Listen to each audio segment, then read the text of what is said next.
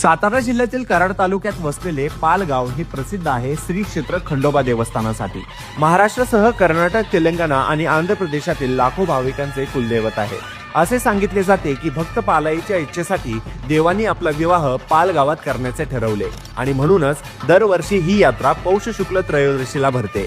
या सोहळ्यात मुख्य मानकरी देवराज पाटील यांच्या नेतृत्वाखाली खंडोबा आणि म्हाळसा यांच्या मुखवट्यांची रथातून मिरवणूक काढली जाते, जी तारळी नदीच्या किनारी म्हणजेच विवाहस्थळी नेली जाते।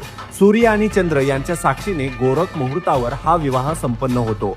भाविक येळकोट येळकोट जय मल्हारच्या घोषात भंडारा आणि खोबऱ्यांची उधळण करतात। पूर्वी ही मिरवणूक हत्तीवरून काढली जायची, परंतु काही वर्षापूर्वी हत्तींच्या वारंवार पिसळण्यामुळे ही प्रथा बंद करण्यात आली आहे।